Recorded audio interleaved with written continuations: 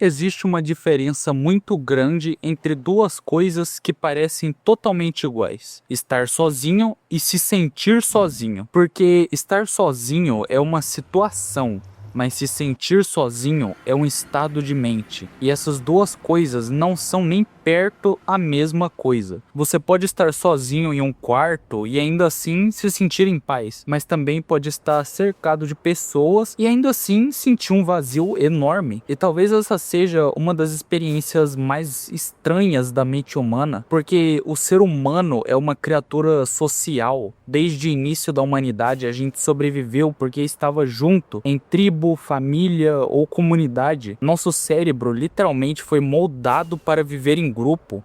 E quando essa sensação de conexão desaparece, algo dentro da gente começa a falhar. Não é só tristeza, é um tipo de vazio difícil de explicar. E o mais curioso é que muitas vezes isso acontece justamente quando ninguém está olhando, principalmente à noite, quando você deita, apaga as luzes e fica olhando para o teto. Durante o dia a gente está sempre ocupado: trabalho, escola, celular, vídeo, conversa, barulho.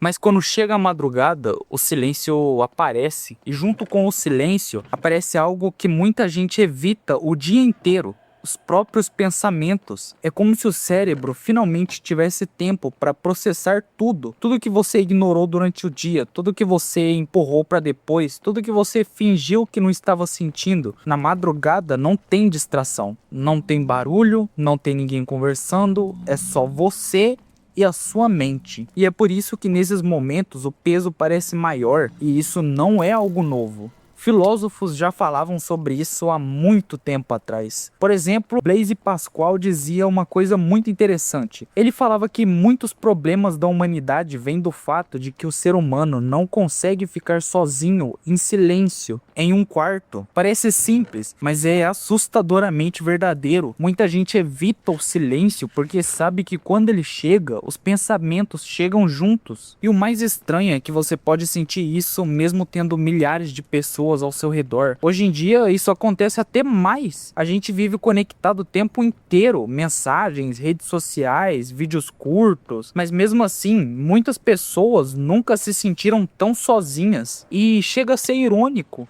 A geração que mais deveria ter conexão é justamente a que mais se sente isolada. Nunca na história da humanidade foi tão fácil falar com alguém. Você pode mandar mensagem para alguém do outro lado do planeta em segundos. Pode entrar numa live, pode conversar em grupo, pode ver a vida inteira de uma pessoa em uma rede social. Mesmo assim, muita gente ainda sente um vazio enorme, como se algo estivesse faltando. E talvez isso aconteça porque conexão não é a mesma coisa que contato. Contato é fácil, contato é clicar num botão, contato é mandar uma mensagem, mas conexão é outra coisa. Conexão exige presença, exige vulnerabilidade, exige paciência, exige que duas pessoas realmente estejam ali de verdade. E isso é muito mais raro. Hoje muita gente conversa o dia inteiro, mas quase nunca fala sobre o que realmente sente. A gente manda meme, reage com emoji, manda vídeo, responde rápido, mas evita aquelas conversas que realmente importam. Aquelas conversas onde alguém pergunta: "Você está bem mesmo?" E aí acontece algo curioso. A pessoa passa o dia inteiro cercada de notificações, mensagens, likes,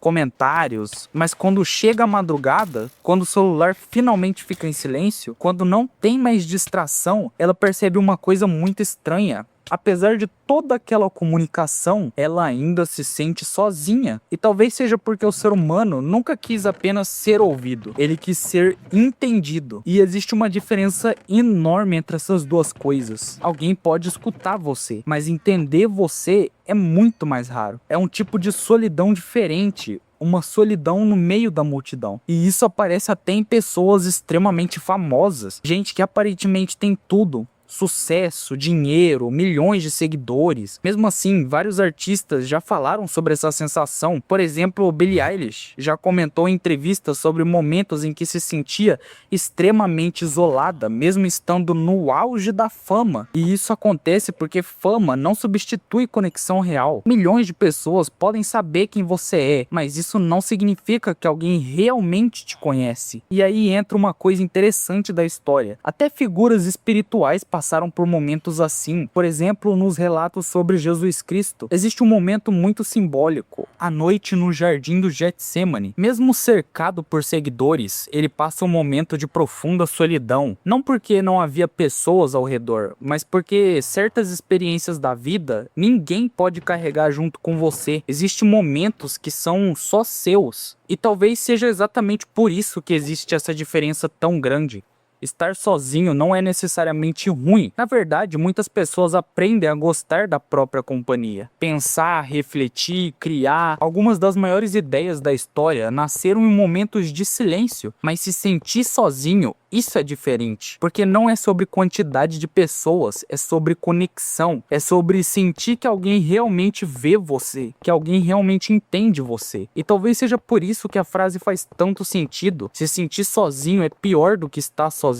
Porque o problema nunca foi o silêncio. O problema é quando, mesmo no meio do barulho do mundo, você sente que ninguém está realmente ali. Mas existe um detalhe curioso nisso tudo. Muitas vezes, aprender a lidar com a própria solidão é justamente o que faz a pessoa finalmente encontrar conexão de verdade. Porque quando você aprende a existir sozinho, você para de procurar pessoas apenas para preencher vazio.